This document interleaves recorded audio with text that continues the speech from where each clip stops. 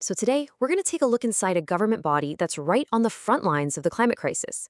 We're diving into Pakistan's Ministry of Climate Change, which is an absolutely critical institution for one of the world's most vulnerable nations. We're going to see how they're building a response from the ground up. This quote just says it all, doesn't it?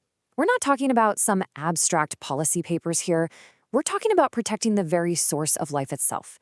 And that sense of urgency, that's really the engine driving everything we're about to explore. It paints a powerful picture of what is truly at stake. So, yeah, Pakistan is at a major crossroads when it comes to the climate.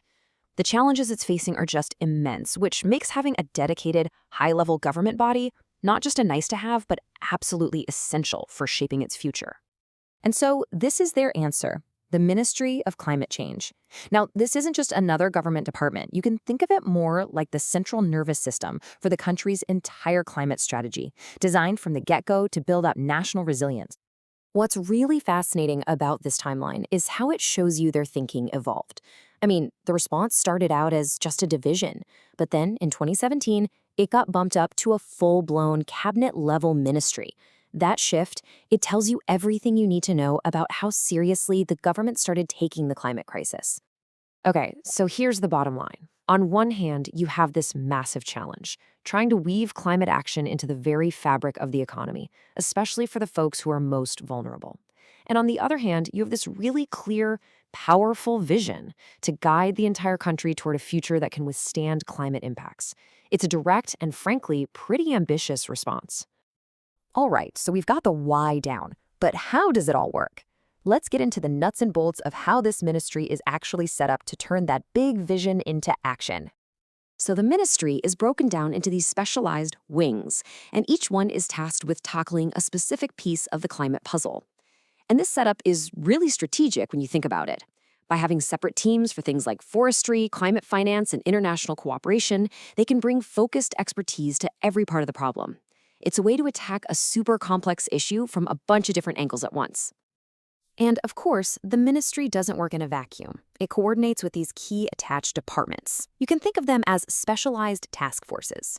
What this does is let them tap into this huge pool of knowledge, from the legal power of the Environmental Protection Agency to the critical research coming out of the Global Change Impact Study Center. It really creates a nationwide network of expertise. Okay, so we've got the vision, we've got the structure, but what does that actually look like in the real world? Let's talk about how all these high-level plans turn into actual, tangible projects on the ground.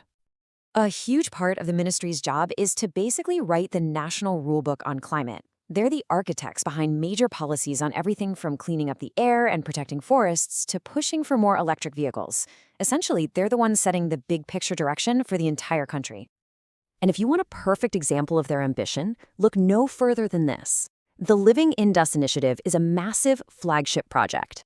We're not talking about a small program here. This is a huge ecological undertaking to restore the entire Indus Basin. And the fact that they're doing this with the UN, that just shows you they're all about collaboration.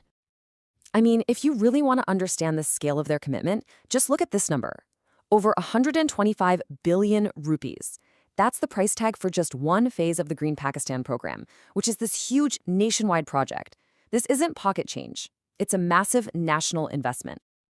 Okay, let's zoom out for a second, because while all this action at home is absolutely vital, climate change is, a global problem.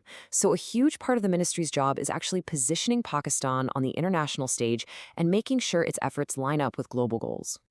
And they are very much an active player here. As a party to the Paris Agreement, Pakistan submits what are called nationally determined contributions, or NDCs. The easiest way to think about these is as a country's formal climate action plan. It's like their public promise to the rest of the world, laying out exactly what they're going to do to cut emissions and adapt. This right here is a really crucial part of their international strategy. The ministry doesn't just act, it advocates. This statement shows Pakistan using its voice on the world stage to push for what's called equitable climate finance. It's a big push for climate justice, basically making the argument that vulnerable nations need real support to face a crisis that, frankly, they didn't create. So as we wrap all this up, we're kind of left with this one fundamental question. It's the tightrope that Pakistan and so many other developing nations have to walk every single day. How do you grow your economy and lift people up, while at the same time taking on the massive, incredibly expensive work of climate action? There are definitely no easy answers here, but hopefully, by getting a look inside a ministry like this one, you get a clearer picture of how one nation is desperately trying to figure it all out.